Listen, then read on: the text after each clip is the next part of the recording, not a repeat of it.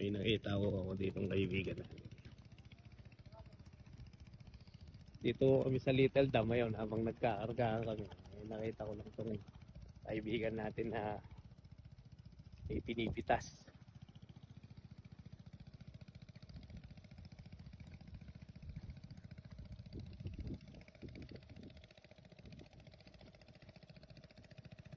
Pre, tanim mo yan. Tanim mo yan. Hindi niya tanim ito. Nagigipitas lang siya. Ano? Nagpaalam mo siya sa puno eh. Kung tutusin talaga sa bukid o, magsipag ka lang, magbilad ka lang, magbungkal ka lang, magdilig ka lang ng mga halaman, may aanihin ka. Oo. Kung ulam lang mong pag-uusapan, wala yan. Walang ano ba yung tawag dito? Walang katapat. Mga talbos ng kamote, talbos ng kalabasa, papaya, kangkong, biglang tumutubong sili. At dami ko dito, saging. Tumutubo lang nung walang umpay eh. Kaya ako, bala ko nga, mangingiyaw ako ng mga, ano ba yung tawag dito? Yung mga, ano ba yung tawag dito? Mga binhi, no pre?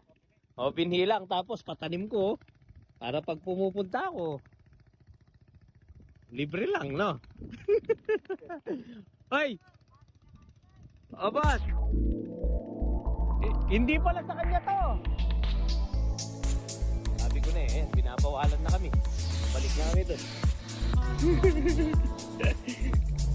Namimitas to ng hindi niya tanim. Tapos pre, mangingi ka ng isda dito, eh ulam ka na.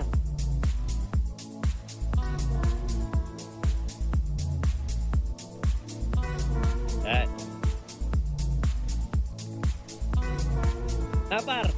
Par.